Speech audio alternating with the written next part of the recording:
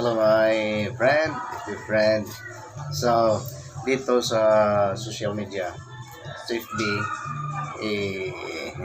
awitin ito, Dawatan na Olivia. Anyway, this is an old song, lagi itong kinakanta noon sa elder brother ko. Older brother. If I'm not mistaken, that's the right term, no? Older brother. Nung mamasyal siya, o kahit saan mayroong time, mahilig siya nito dahil yung mga Visayan song, yung mga hilig niya, yung pinatay ng NPA before, yung binalatan ng ulo niya, yung itong lagi niya ginakanta. So anyway, marami naman tayong mga bagong song, ngunit ano na yun mabili na yung mga bagong songs. Ngunit itong mga old songs, ano na to, binabalikan ko lang to, throwback, tinatawag natin na throwback, Dawatan na Olivia. Try ko lang kung kaya ko pa to. Okay, let's try. Ano lang dyan sa mga kakilala ko lahat.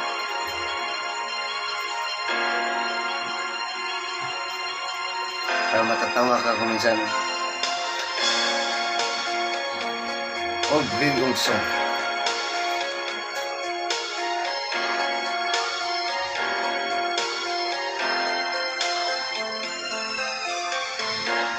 Dawatan na Olivia,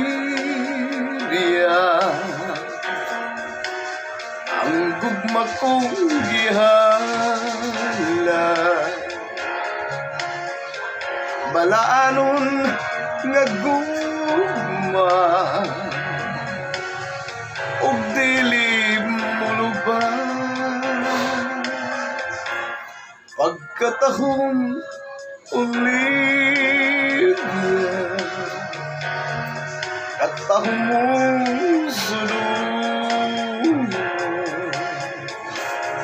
daw sama ka sa Diyosa, maayong hagwaon,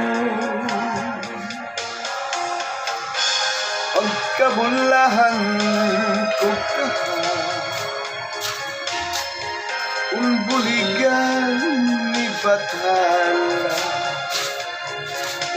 yeah. Dawatan mo gininggugma, gihalad ko nga walay pagluin, pagkatahong Olivia,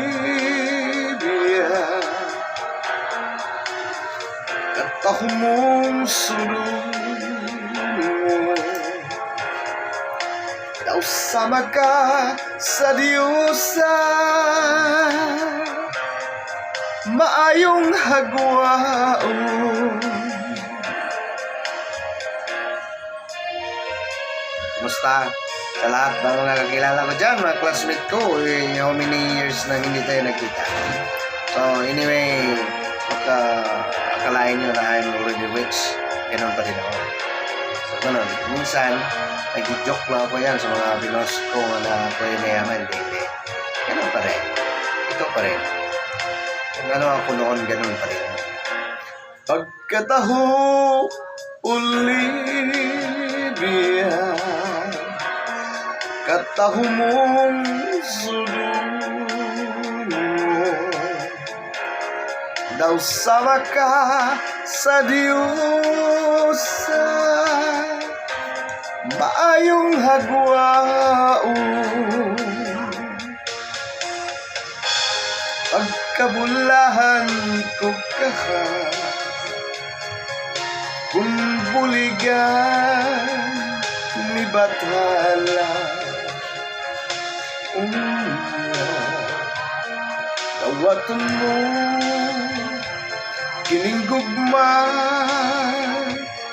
gihalad ko nga walay pagluin, pagkataho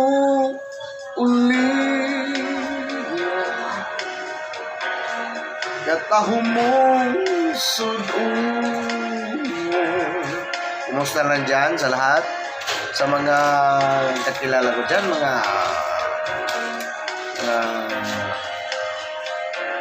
kapatid sa Manila, kumusta kayong lahat? Ito pa rin, kapatid nyo, okay pa rin. Still young. Still young. I'm still okay. So, mayroon lang konti tayong mga dinaramdam. Anyway, gagaling rin to. Mga natural na mga sakit minsan. Kumusta kayong lahat? Minsan, hindi ko pinapakita itong mga binyo sa mga awitin ko dahil hindi pa talaga okay. Baka akalain nyo okay ng life ko. Ganun pa rin. Hindi pa rin. Kung ano ko noon, ganun pa rin. Ang importante na buhay tayo. Buhay tayo na wala tayong mga problema. Baka akalain nyo na I'm already a teacher. Maganda ng kabuhayan ko. May makain lang. Makain. Bumuhay tayo kasama ng partner natin. Ganun lang. Nagmo-Muslim tayo. Ngayon, Muslim ako. Muslim ako ngayon. Yan ang buhay. Nagmo-Muslim. Ngunit ang religion natin ay Catholic pa rin. So, hindi naman binago ang religion natin sa Muslim. So, ito lang kung minsan may mga belief tayo sa mga Muslim na pinapairal natin. Kung minsan sumusuwail din tayo. O pagkain hindi pinapakain sa atin, pinakain natin. Kaya minsan kakasakit tayo. So, dito, ang maganda lang pag Muslim ka, just in case man, magkakaroon na napupusuhan mo ang sino mang babae, pwede mong asawahin. Kahit pangalawa, pangatlo, pangapat, panglima, ayan. So kung ayaw ng babae, huwag mo rin palitin. O ganon. So kung ayaw niya, huwag mong pilitin. Ganon ang Muslim. So yung asawa mo kung minsan, yun lang ang pagkaganda. Yung asawa mo, o kung minsan mag-aalburuto yung first wife mo. So, yun ang problema lagi sa Muslim. Ngunit ba yan ba ano na yan? Ma-resolve. Dito, yung asawa ko, pinaalam ko na sa kanya. Ganun ang nangyari sa buhay ko. Ngunit, pinapalam ko rin sa kanya kung anong uring babae ang pipiliin natin. Hindi naman ako pipili yan ng mga pitsuking mga babae. Yung mga pitsuking babae, kahit gaano kaganda, hindi naman tayo pipili. Baka kalain nyo na sabihin ni Seya pa na, mumunit-punit na pupuli na babae ang isang ordinaryong babae. Pipili rin tayo ng babae. Ngunit pag napupusuan natin talaga, kahit anong uring babae, basta pupusuan natin, lang tayo magawa siya. Hindi pumasa sa standard natin. Basta napupusuan natin, yun ang ibig sabihin. Ngunit, yung mga babae, kaya nga dito sa iba, ayaw nilang ibigay ang kanilang Facebook account dahil natakot na ligawan natin. Binisaya pa ng hilas po ng tao. Hilasan ng po ng tao ng mga bihana. So, hindi tayo yung mayroong standard na nahiya akong sabihin sa inyo, yung mga standard dahil baka kalain nyo na kung parang sino tayo. Kahit ganito lang yung pagkatao natin. Ngunit, hindi naman tayo basta-basta na ipili ng babae na maging second wife natin. Ganon tayo. Friend yung si Tudong Gallego. Okay? Ganyan ang life. So, baka makapunta ko dyan kaya ako na makapunta siguro dyan sa Manila. Mga relatives ko dyan sa Manila, Kumusta lang kayo dyan? Parang hindi na ako nakapunta dyan. May minsan sinusumpong ako ng sakit ko. So dito, ito lang ang nag-aalaga sa atin. Yung wife natin. Kahit minsan, ito, nagpo-problema ako sa ano natin. Sa the way we deal with each other. Sa wife natin.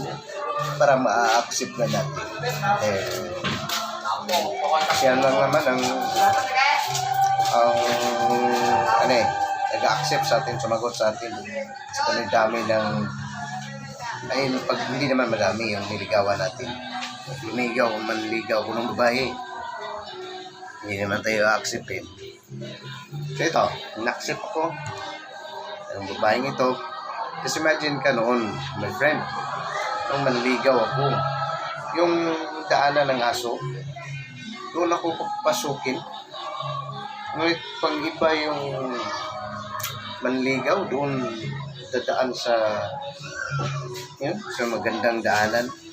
Sobrang liit ang tingin niya sa atin. Ngayon, wala. Hindi niya alam ang pagkatao natin. Dito, ordinary pa rin tayo. Ngunit ito lang masabi ko sa inyo. Ang masabi ko lang. Hindi man ako ang makita ko yung standard natin. I may better help to remain single. Yan, may mga standard tayo. So, galit ng babae. Hindi naman tayo sinabi na pili tayo ng mayamang tao. Pero tayong standard sa babae na pipiliin natin. Yung ugali ng babae, yung tao ng babae. Yan. Siyempre, susunod na yan ang beauty. Susunod na yan ang beauty. Saka, pag mayroong yaman, okay lang. Kung wala, tayo magawa. Ngayon, marunong naman tayong maghanap ng sariling yaman natin. Marunong tayo, pag ibigay sa atin, okay. Pag hindi ibigay ng Panginoon, okay pa rin. Kakalahin ng mga set ng mga babae niya. Ayaw bigay ng mga FB account ng mga set na akala nila pipilihin ko yung mga animales. Ayan, tatanungin nyo, yung mga FB friends ko dyan, sino sa inyo ang lagi ako nagtitext? Mayroon ba sa inyo dyan? Lagi ko nagtitext. Yung mga magaganda, mayroon ba sa inyo? Wala. Dahil wala sa inyo yung pipiliin ko. Okay. Have a blessed day sa ating lahat.